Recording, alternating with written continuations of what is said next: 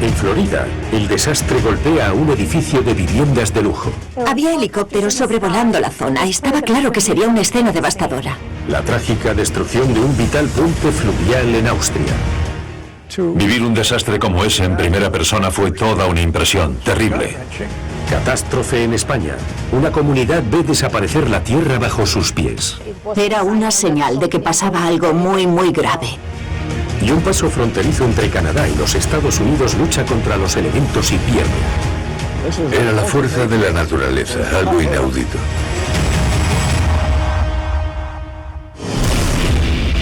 En las grandes construcciones, incluso el más mínimo fallo puede desencadenar un enorme desastre. Desde errores de cálculo a malentendidos, pasando por pura mala suerte.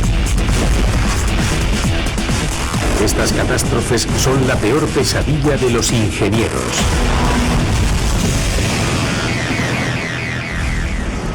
Ingeniería letal. En las grandes obras de ingeniería, una planificación meticulosa es la clave del éxito, porque incluso el cambio más nimio puede provocar una catástrofe descomunal. Como este desastre en Florida, que se llevó por delante una obra del centro. La estructura entera se desplomó, convertida en un amasijo de hormigón y acero. Y provocó una destrucción a escala épica. Era una enorme devastación.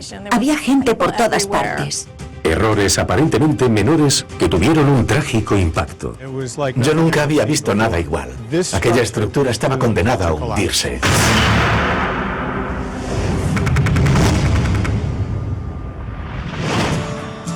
Jacksonville, Florida, disfruta de más de 200 días de sol al año. Y con una población próxima al 1.000.000 de personas, es la ciudad más grande del estado. Diane Faulkner es una periodista local. Jacksonville es la ciudad pequeña más grande que todos debemos visitar. Es famosa por sus rascacielos, sus habitantes, sus puentes, su río. Jacksonville le debe su éxito al agua, desde las playas próximas a su puerto de gran calado, pero sobre todo al río St. John's, que la atraviesa y de donde le viene su apodo de Ciudad del Río. El río St. John's atraviesa el corazón de Jacksonville y se convierte en el telón de fondo de las propiedades de lujo de la ciudad. Siempre hay alguna promoción de viviendas de lujo en marcha en Jacksonville, sobre todo en el río. Hay una gran demanda. En 2002 comenzaron las obras de una promoción junto al río que incluía 2 torres prácticamente idénticas. El centro se está revitalizando desde hace tiempo y la gente estaba encantada de tener otra oportunidad de vivir en el centro. Los vecinos tendrían acceso a centros deportivos, pistas de tenis y a lo más valioso de cualquier vivienda en el centro, plazas de aparcamiento. En 2007 ya estaba en marcha la segunda torre con su propio aparcamiento, que una vez terminada tendría que ser similar a este próximo. El garaje, con su estructura de hormigón reforzado, tendría 6 plantas y más de 50 plazas de aparcamiento privadas. Aunque la céntrica ubicación del aparcamiento era un atractivo para posibles residentes, complicaba más la obra. William Bracken, ingeniero de estructuras, fue testigo de los progresos del edificio. Estamos en una zona céntrica y llevar la maquinaria, los materiales y el hormigón a la zona puede ser un reto a la hora de evitar el tráfico y los atascos. Para evitar la pesadilla logística de llevar piezas prefabricadas enormes al centro de la ciudad, el plan era hacer las 6 plantas de forjados, pilares y vigas de hormigón reforzado in situ. La práctica habitual a la hora de construir estructuras de varias plantas es utilizar elementos de apoyo provisionales, como puntales, para sostener la carga mientras el hormigón se solidifica. Solo una vez que el hormigón se ha secado y fraguado, se retiran los puntales provisionales. El hormigón tarda unos 28 días en alcanzar su resistencia estructural máxima. Dependiendo del grosor, puede ser lo bastante resistente para permitir el trabajo de las cuadrillas después de 7 días. A finales de 2007, la obra estaba a pleno rendimiento, mientras la ciudad se preparaba para las vacaciones. Se acercaban las Navidades y las obras iban a buen ritmo. El 6 de diciembre, todas las miradas estaban puestas en la torre. El edificio, la estructura, el hormigón y el armazón ya estaba levantado. Estaban hechas todas las plantas. Mientras tanto, las codiciadas plazas de aparcamiento en el centro de la ciudad entraban en su última fase. 5 de las 6 plantas ya estaban terminadas y estaban trabajando en la sexta. Para evitar posibles retrasos a causa del tráfico navideño, las cuadrillas trabajaban en agotadoras jornadas intensivas. Había un riesgo real de que los materiales se retrasasen, así que las cuadrillas trabajaban de noche cuando las calles estaban desiertas. A las 2 de la mañana se estaba vertiendo el hormigón de la sexta y última planta del aparcamiento. Había entre 40 y 50 obreros en la obra mientras echaban el hormigón. En las 4 horas siguientes, el forjado fue cobrando forma poco a poco. Estaban echando el hormigón de la sexta planta del edificio y casi habían terminado. De repente, a las 6:15 de la mañana, el garaje de 6 plantas se vino abajo de forma catastrófica. Salió en todas las noticias. Había helicópteros sobrevolando la zona. Estaba claro que sería una escena devastadora. Los equipos de rescate llegaron en cuestión de minutos. Había bomberos por todas partes, como un centenar al menos. William Bracken formó parte del equipo de emergencias. Yo acudí en calidad de ingeniero de estructuras para ayudar a determinar qué era seguro y qué no. A pesar de mis 20 años de experiencia en rescates, nunca había visto nada igual. Se habían desplomado 6 plantas, una encima de otra. Apenas quedaba en pie una parte pequeña. Parecía una pila de tortitas, de la que sobresalían varillas. En medio del caos, no hay forma de saber cuántos obreros han resultado heridos en el derrumbe. Algunos estaban en la parte de arriba, colocando el hormigón, y cayeron al suelo cuando se desplomó el edificio. La mayoría de los obreros resultaron ilesos, pero hubo 21 heridos, y una vez terminado el recuento, las autoridades se dieron cuenta de que faltaba alguien. William sabía que los escombros eran demasiado inestables para entrar, así que los rescatadores llamaron a Robin Murphy del Centro de Búsqueda y Rescate con asistencia robótica. Jacksonville llamó para pedir el robot porque no podían entrar. El equipo intentó delimitar la posible ubicación de la víctima. Había partes en pie, podría estar en esa zona. La otra posibilidad era que hubiese caído con la estructura, en cuyo caso habría estado en la zona que parecían tortitas apiladas. Con un obrero desaparecido en peligro, Robin y su equipo iniciaban una carrera contrarreloj. A primera hora de la noche, el robot de Robin entró en acción y grabó estas imágenes de la inspección de los escombros.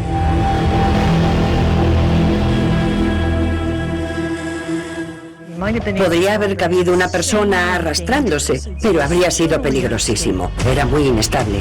Dada la inestabilidad y la urgencia, Robin tenía que presentar su informe cuanto antes. Metimos el robot hasta el fondo. Lo llevamos de un lado a otro y estaba claro que allí no había nada. La sección que había quedado aplastada se convertiría en un reto, incluso para la maquinaria más avanzada. Había zonas en las que había que entrar que apenas tenían 10 centímetros. Es decir, que fue especialmente complicado. Casi 48 horas después del desplome, los equipos de rescate realizan un trágico descubrimiento: el cadáver del obrero desaparecido. Tras una amplia operación de rescate, se confirmó, desgraciadamente, que el obrero estaba muerto. Yo vi a todas aquellas personas muy afectadas. Tras el desastre, las autoridades ordenaron una investigación. Una vez más, el ingeniero forense William Bracken formaba parte del equipo. Me pidieron que participara en la investigación y unos días después acabé liderando la investigación de la Agencia para la Seguridad y Salud en el Trabajo. Al estudiar los escombros, el equipo de William descubrió rápidamente un problema: la falta de puntales para sostener la estructura semiconstruida. El ingeniero había dispuesto que se colocasen puntales para sostener la estructura de las 6 plantas. Por algún motivo, se retiraron los puntales de las 2 primeras plantas demasiado pronto.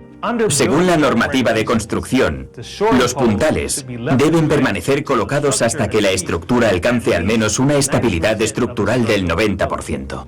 Pero en este caso se retiraron los puntales antes de que las plantas inferiores estuviesen completamente fraguadas, lo que provocó que los niveles inferiores no pudiesen sostener el peso del hormigón que seguía vertiéndose por encima.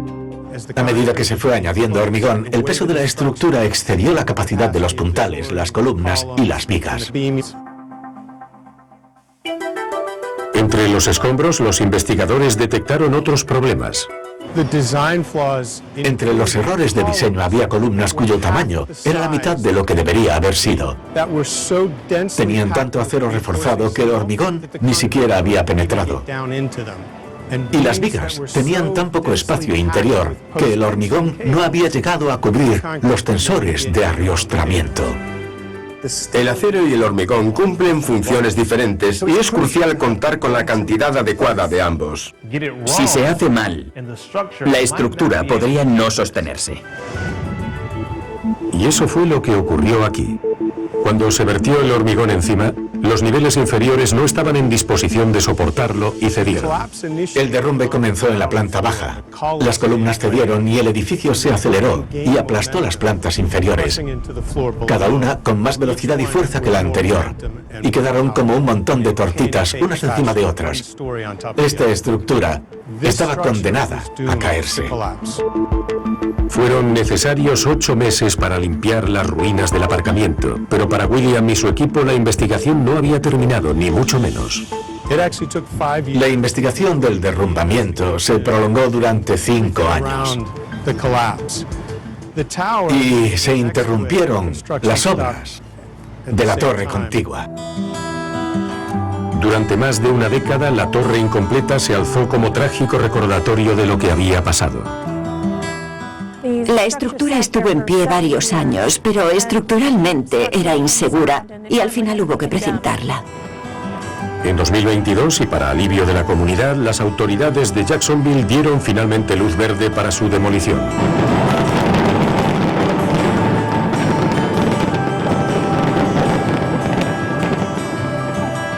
Para muchos, la eliminación de la segunda torre significaba por fin el cierre de un capítulo. El accidente fue trágico y que aquella torre estuviese en pie otros 15 años sin duda tuvo que ser un recuerdo muy doloroso. La gente se alegró de que la tiraran. Las inspecciones periódicas y el mantenimiento pueden ayudar a que una gran construcción aguante el paso del tiempo, pero algunos problemas siguen siendo impredecibles. Como esta historia de Austria, en la que un puente crucial cayó al río Danubio. Cuando nos enteramos, nos pareció una pesadilla. Una nación conmocionada por la devastación. El país entero era un clamor. Una tragedia que hizo que todo el mundo se preguntase qué salió mal.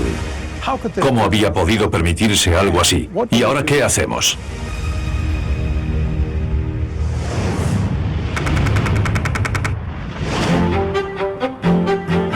Viena. Esta antigua ciudad imperial es famosa por su arte, su arquitectura y el poderoso río Danubio. El Danubio es el segundo río más largo de Europa. Pasa por 10 países. Discurre desde el sur de Alemania en dirección este hasta su desembocadura en el Mar Negro. En Austria, el río divide en dos a su capital, Viena. Por eso Viena siempre ha confiado en sus enormes puentes y más que en ningún otro en este, el Reichsbrück o Puente Imperial. Wolfgang Orach es guía turístico local. El Reichsbrück une la ciudad vieja con la ciudad nueva y es uno de los lugares con mayor tráfico de Viena. Esta versión es el tercer puente que lleva el nombre de Reichsbrück. El primero se construyó en hierro en la década de 1870 para el tráfico de carros y caballos. Pero en el siglo XX el puente era demasiado estrecho para el tráfico motorizado y la ciudad necesitaba una actualización. Esta fue la solución. Construido en la década de 1930, un puente colgante mucho más amplio, de 362 metros de longitud y 2 torres idénticas. El nuevo puente colgante no era solo para vehículos y peatones, sino también para 2 líneas de tranvía y para las instalaciones de gas y electricidad. Pero este puente imperial no tendría un tramo colgante convencional. La tierra era demasiado blanda para anclar los tirantes en las orillas. La solución fue unir los tirantes principales no a la tierra, sino a los extremos del propio tablero, para que la estructura se sostuviese sola. Lo que se conoce como un puente colgante autoanclado. Este tipo de puente depende enteramente de los pilonos o torres para mantenerse en pie. Esas torres, a su vez, transmiten las cargas a los cimientos. De modo que es vital que los cimientos sean resistentes. Esta solución innovadora mantuvo esta conexión fundamental operativa durante casi 40 años. Hasta finales de verano de 1976, cuando, sin previo aviso, sucedió la catástrofe. 1 de agosto. Una plácida mañana de domingo en Viena. Hasta las 5 de la mañana, cuando un ruido enorme despierta a los vecinos de la capital. Una estación sísmica de las afueras de Viena registró un pico en sus instrumentos. Pero no se trató de un terremoto. Como muestran estas imágenes poco conocidas, el Reichsbrick se había desplomado en el Danubio. Dietmar Adam, ingeniero, no se podía creer la noticia. Cuando nos enteramos, nos pareció una pesadilla. El puente más importante de Austria se había caído. Por aquellos días, Christopher de Santis había viajado desde los Estados Unidos para visitar Viena, pero esta no era una de las visitas de las que quería disfrutar. Vivir un desastre como ese en primera persona fue toda una impresión terrible. Según los testigos, el robusto puente se había tambaleado y había empezado a hundirse. Vimos los restos de los postes a un lado del puente, los restos de las torres al otro. Un bus urbano que cruzaba el puente cayó al Danubio. Afortunadamente, su único ocupante, el conductor, sobrevivió. Pero el conductor de otro vehículo no tuvo tanta suerte y desgraciadamente falleció. Fue la única víctima de esta tragedia catastrófica. Aunque el momento del desplome muy probablemente evitó una pérdida mayor de vidas. Imagínense que no hubiese sido un domingo. Habría habido centenares de coches en ese puente. Habría habido muchos heridos. Tuvimos muchísima suerte aquel día. La tragedia impactó a toda la nación. La población estaba afectada e incrédula. También Christopher, que fotografió la devastación. Esta para mí es la más impresionante porque estamos al lado de un puente que debía ser súper sólido. En este lado se ven los restos de las vías del tranvía, porque los tranvías cruzaban el puente en ambos sentidos. Casi 18.000 personas cruzaban este puente en transporte público cada hora. Era una de las principales arterias y puentes de la ciudad. Fue un golpe tremendo para la ciudad. Una vía principal para personas, vehículos y tranvías había desaparecido. Se creó una comisión oficial para determinar por qué un puente con tan pocos vehículos encima se había hundido de manera tan catastrófica. El país entero era un clamor. Yo creo que la ciudad estaba entre desconcertada y enfadada. ¿Cómo había podido permitirse algo así? ¿Y ahora qué hacemos? La gente quería respuestas. Al estudiar los escombros, los investigadores identificaron dónde había comenzado el hundimiento. En los cimientos del lado este, donde descubrieron problemas en el propio hormigón. La calidad del hormigón del contrafuerte no era todo lo buena que cabría esperar. Había como una mengua, una afluencia del hormigón, que no era muy conocida en aquella época. La afluencia del hormigón ocurre cuando el material se comprime por su propio peso durante un periodo de tiempo largo. El problema es que cambia el comportamiento del hormigón. Aunque la afluencia debilitó las uniones con las torres de acero, también entró en juego otro factor. La cubierta protectora de granito que recubría el exterior de los cimientos también era defectuosa. Usamos granito para mesas y encimeras de cocina porque es muy duradero. Pero aunque parece duro como una piedra, el granito es poroso si no se sella correctamente. Cuando se construyó el puente, no se selló la cubierta de granito para protegerla del río. Y aquí, 40 años después, el agua del río se había infiltrado en el hormigón de los cimientos. El agua que atravesó el exterior de granito empezó a erosionar el cemento interior. El ingrediente principal del cemento era piedra caliza. Y durante 40 años, el agua fue erosionando la caliza. La cubierta de granito que recubría los cimientos no podía protegerlos. Y esa fue una de las razones por las que falló el hormigón. 4 décadas de deterioro causado por el agua fueron minando lentamente la integridad de los cimientos, y el 1 de agosto de 1976 ya no pudieron seguir sosteniendo el puente. Hubo un fallo súbito, una rotura súbita de esa parte de los cimientos.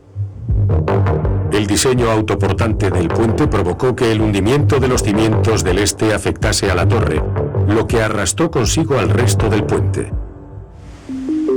La investigación necesitó prácticamente un año para establecer sus conclusiones, pero los hallazgos eran evidentes. Ni siquiera un examen minucioso del puente habría evitado el derrumbe, dado que no es posible inspeccionar el hormigón de los cimientos de los pilares sin dañarlos. Esta catástrofe era imprevisible.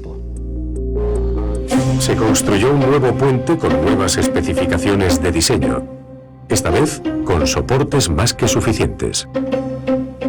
El tercer puente se diseñó y construyó con un sistema indeterminado, es decir, con más soportes de los necesarios.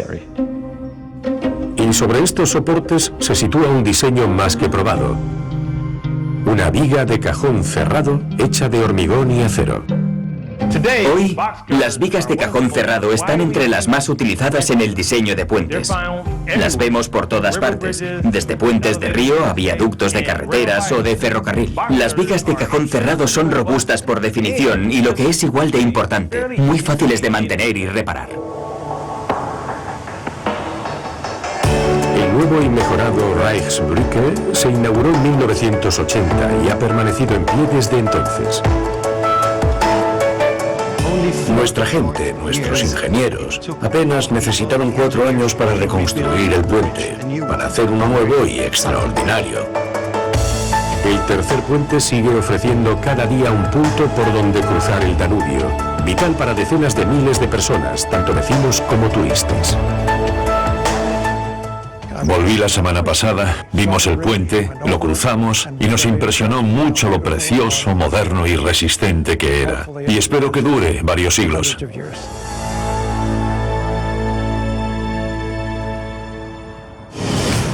En las grandes infraestructuras, los proyectos requieren años para las fases de planificación y ejecución, pero solo un error puede tener resultados catastróficos. Como este desastre en España, donde un socavón aterrorizó a todo un barrio superpoblado. De repente, el subsuelo se tragó enormes cantidades de tierra y escombros. Se empezó a derrumbar todo, que no sabíamos lo que iba a pasar. Daños catastróficos causados por un descuido crítico. Esto es algo absolutamente fundamental y creó un enorme socavón. Y todo un barrio se quedó al borde del derrumbamiento.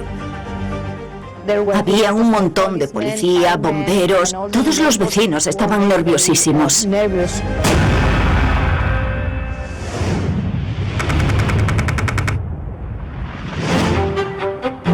Barcelona Barcelona, la segunda ciudad más grande de España, está emparedada entre las montañas y el mar Mediterráneo. Los visitantes acuden atraídos por su riqueza histórica y cultural. Montse Español es una periodista local. Barcelona es muy curiosa porque tiene 1,5 millones de personas en 100 kilómetros cuadrados. Es una ciudad muy densa. Esta ciudad tan densa y en constante crecimiento cuenta con una red de transporte público muy amplia de la que forma parte su metro, una infraestructura muy valorada. Con más de 140 kilómetros de vías, el metro de Barcelona tiene una de las redes más largas de Europa. Y sin embargo, todavía hay zonas de la ciudad que no están conectadas. Una de esas zonas es el barrio del Carmel, en la zona norte de la ciudad. Y en el año 2000 había planes para conectar el Carmel con la amplia red de metro de Barcelona. Los vecinos como Yolanda Candelario recibieron la noticia encantados. Emocionados, sí, por tener una línea de metro que nos trajera hasta aquí, hasta el Carmelo. Porque tenías que subir arriba de toda la montaña para coger autobuses para ir al centro. Tendría una extensión de casi 3 kilómetros. Y buena parte serían túneles nuevos que conectarían el centro de la ciudad con la montaña del barrio del Carmel y otras. En noviembre de 2002 las obras ya estaban en marcha, pero para los ingenieros la geología de la ciudad estaba resultando un reto considerable. Cuando quieres tunelar roca maciza, haces un agujero con explosivos y ya tienes tu túnel. Pero aquí la tierra no era lo bastante resistente, así que utilizaron una combinación de voladuras y excavaciones para crear secciones más cortas de túnel, que posteriormente se reforzarían con hormigón. Los equipos confiaban en que esa técnica diese resultados a prueba de bomba. Eduardo Alonso Pérez de Agreda es ingeniero geofísico. Normalmente lo que se hace es excavar primero la parte superior y después se aplica hormigón proyectado. A medida que se excava la mitad superior, sobre la roca que va quedando al descubierto se aplica una fina capa de hormigón de alto rendimiento que se dispara con una manguera, de ahí el nombre de hormigón proyectado. Esa capa de hormigón fina se compacta rápidamente y sella la tierra cuando se fragua. Con esta técnica, los ingenieros esperan que el terreno se asiente o se deforme un poquito y entonces el túnel está estabilizado y puede revestirse con el hormigón permanente. Una vez estabilizada esta parte, se excava la parte inferior. Normalmente este es el procedimiento. La deformación debe monitorizarse meticulosamente y se añade más hormigón proyectado o pernos de acero para añadir un refuerzo permanente allí donde es necesario. Esto es algo absolutamente fundamental y debe hacerse de manera regular. Alguien debe estar pendiente de este proceso e informar casi diariamente. A comienzos de 2005 las obras avanzaban a buen ritmo y ya habían llegado al barrio del Carmel. Pero en el subsuelo, un desastre amenazaba con frenar a la tuneladora en seco. 27 de enero, el dueño de una tienda descubre que están apareciendo grietas en los edificios. Yolanda Candelario vive en el barrio y escucha la noticia. Y el señor de la tienda entonces avisó a todos los vecinos de que salieran de la casa. El aviso llegó justo a tiempo. Al momento de salir toda la gente, se empezó a derrumbar todo. El túnel del subsuelo se había hundido y todo el terreno que estaba encima empezaba a desmoronarse. Los equipos de emergencia acudieron inmediatamente al lugar. La periodista Montse Español fue testigo de cómo se desarrollaba el drama. Había un montón de policía, bomberos, todos los vecinos estaban nerviosísimos.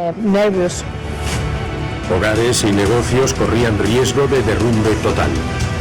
Más de 1000 personas fueron evacuadas de urgencia. Pero lo peor todavía estaba por llegar. 48 horas después, un socavón se tragaba un aparcamiento de 2 plantas. No sabíamos lo que iba a pasar. Se pasó miedo, yo. Un enorme socavón, un cuadrado de 30 metros de lado y 30 de profundidad, se había abierto en pleno barrio barcelonés. Centenares, incluso miles de toneladas de escombros cayeron al túnel. Afortunadamente, los obreros escaparon ilesos.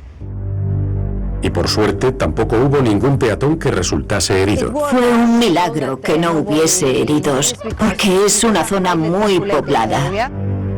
Una vez despejado el polvo, todo el mundo quería saber por qué había pasado aquello. ¿La culpa era del metro o de la madre naturaleza?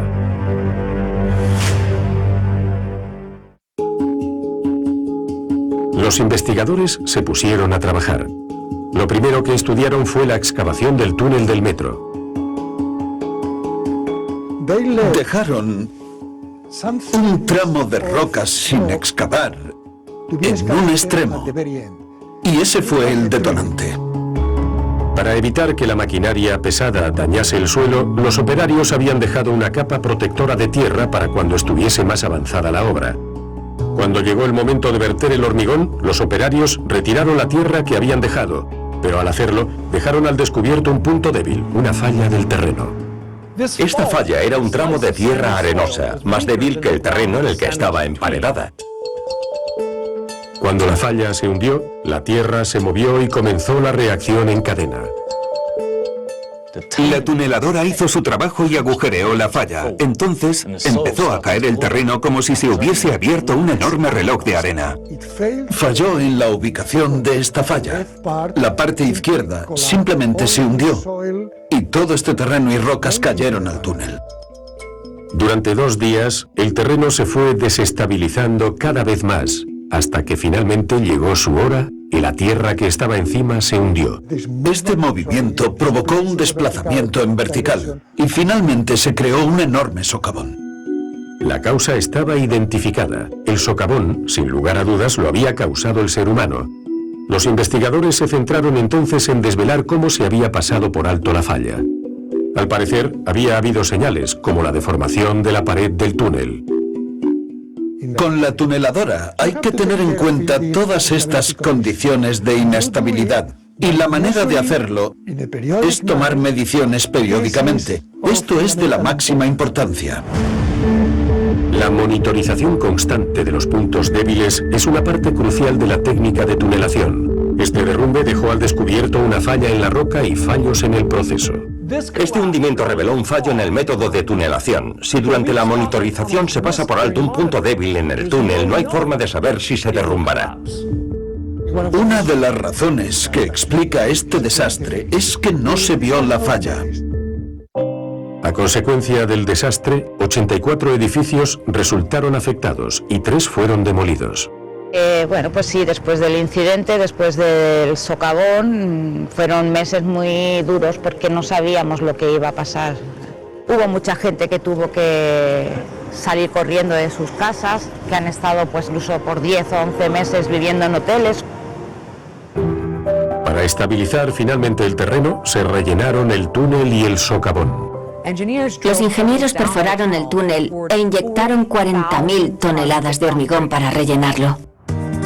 Posteriormente se reanudarían los trabajos de ampliación del túnel y en 2010 finalmente se inauguraba el metro en el Carmel, que une diariamente a miles de personas con el centro de Barcelona, donde las fatídicas excavaciones ya tan solo son un recuerdo lejano. Si hay una lección que podemos aprender del desastre de este socavón, es que siempre hay que prestar atención al detalle. En las grandes obras, los ingenieros construyen para sobrevivir a todas las eventualidades, pero a veces se encuentran con lo inesperado.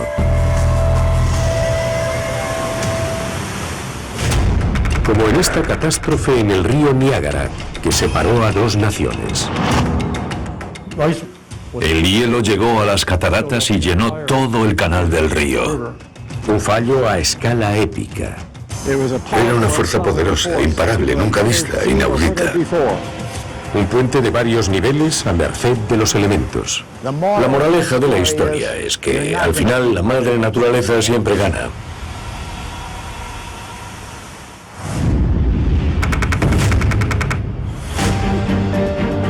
Las cataratas del Niágara, uno de los lugares más famosos del mundo, esculpidas en las rocas por el poderoso río Niágara que separa los Estados Unidos y Canadá. Las cataratas siempre son espectaculares. Y cuando llevan su máximo caudal, cae agua suficiente para llenar del orden de 1 millón de bañeras por minuto. Las cataratas, una de las creaciones más grandiosas de la naturaleza, han enamorado a vecinos y visitantes durante generaciones. Sherman Savitt es un historiador local. Llevo viviendo aquí 62 años, la mayor parte de mi vida, y nunca me he cansado de ver las cataratas. Y me emociona ver a todas las personas que vienen a contemplarlas también. En las últimas décadas, el periodista Patrick Siriani ha detectado un auge en su popularidad. Ha habido muchos cambios en las cataratas del Niágara con el paso de los años. Cuando yo llevaba el bus en la década de los 80, cuando salíamos de la terminal, llevaba a unas 40 personas en el bus. Y hoy hay muchísimos visitantes. He oído que se alcanzan los 16 millones. Muchos acuden a ver las cataratas de cerca, pero hay otros que han querido llevar las cosas un poco más lejos. En este lugar se han hecho un montón de acrobacias peligrosas. Desde cruzarlo rápido sobre la cuerda floja hasta bajar las cataratas dentro de un barril. Aunque la cuerda floja es una forma de ver las cataratas, una de las vistas más espectaculares se encuentra río abajo. Es el puente del arco iris. Durante los últimos 80 años ha servido de puesto fronterizo entre Canadá y los Estados Unidos. Es un punto de entrada importante a las cataratas del Niágara, Ontario y Canadá, evidentemente para los turistas americanos. Y por supuesto también en el otro sentido. Es uno de los pasos más concurridos del río, y su predecesor era igual de popular, aunque por motivos más románticos. Se llamaba el Puente de la Luna de Miel porque muchos recién casados venían aquí. Durante muchos años esta fue la capital de las lunas de miel, y por eso al final la tradición le puso ese apodo al puente. Concluido en 1897, el Puente de la Luna de Miel se erigió para sustituir al antiguo, considerado demasiado débil para el tráfico moderno. A finales del siglo XIX empezaban a sustituirse los carruajes de caballos por los tranvías ligeros y los automóviles. Eran cargas más pesadas y el nuevo puente tendría que soportarlas. Una calzada multiuso cubría los 255 metros que separaban ambas orillas, apoyada en un puente en arco de celosía. El diseño del puente era elegante, pero robusto, y se apoyaba en dos formas tremendamente resistentes: el arco en sí y los triángulos de acero que formaban la celosía. El material elegido era innovador para la época. Tubos de acero remachados, que son más ligeros y más resistentes que el acero macizo. Nos lo explica el ingeniero de estructuras Frank Griggs Jr. Era algo único, no lo había hecho nunca nadie. Tubos largos remachados, planchas inferiores, planchas superiores, planchas diafragma. Es un conjunto muy rígido. La clave para sostener ese arco rígido serían unos cimientos fuertes, fijados en roca maciza, sobre la que se apoyarían los contrafuertes. Tenían que conseguir una roca que no solo fuese lo bastante alta para los contrafuertes, sino que además debía ser segura. Y los ingenieros la encontraron, apenas 800 metros río abajo desde las cataratas. Los ingenieros ya tenían una roca estable sobre la que construir, así que vertieron el hormigón para los cimientos y levantaron los contrafuertes de mampostería, que aliviarían la carga del puente. Cuando se inauguró el Puente de la Luna de Miel, era el puente con arco de acero más grande del mundo y rápidamente se hizo popular entre los visitantes. Nos lo explica un periodista local, Patrick Siriani. Llegabas a la mitad de aquel puente y tenías una vista espectacular de América y de la catarata Horseshoe. Durante 4 décadas, el puente ofreció unas vistas sin parangón, así como un paso para cruzar entre los Estados Unidos y Canadá. Pero río arriba ya había comenzado el final de la luna de miel del puente. 23 de enero de 1938. Un duro invierno había llenado de hielo el río Niágara. El hielo, regalo invernal del lago Erie, había caído sobre las cataratas y se acumulaba en el cañón sobre el que se asomaban. El historiador Sherman Savitt conoce la historia.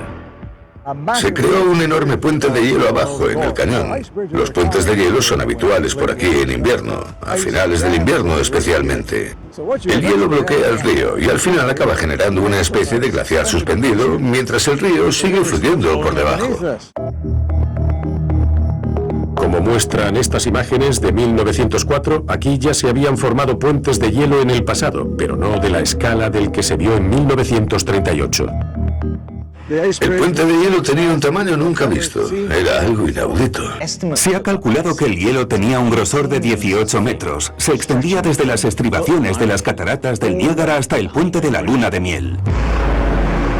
El hielo había llegado hasta los contrafuertes de mampostería de los cimientos del puente. A medida que el cañón del Niágara se llenaba de hielo, sometía a una enorme presión a los únicos elementos que fijaban al puente en su sitio. Un hombre que cruzaba el puente todos los días salió del lado estadounidense y mientras lo cruzaba se dio cuenta de que las barandillas empezaban a girarse y combarse. Informó en el lado canadiense e inmediatamente cerraron el puente. El hielo siguió acumulándose durante varios días. Era una fuerza poderosa e imparable que finalmente acabó debilitando los contrafuertes del puente. Se dieron cuenta de que el puente se caería en cualquier momento. Cuando se hizo pública la noticia, todo el mundo se acercó a las cataratas del Niágara a esperar la caída del puente al río. El 27 de enero a las 4:20 de la tarde se produjo la catástrofe. El puente de la Luna de Miel se desplomaba. Se dobló como el metro de un carpintero. Se estrelló contra el hielo y creó una espuma de hielo que sobrevoló la zona. Los curiosos estaban impactados ante aquella destrucción. La Luna de Miel se había terminado definitivamente. Todo el mundo estaba conmocionado porque se había construido con acero reforzado. Pero ni siquiera su diseño moderno pudo salvar al puente de las fuerzas de la naturaleza.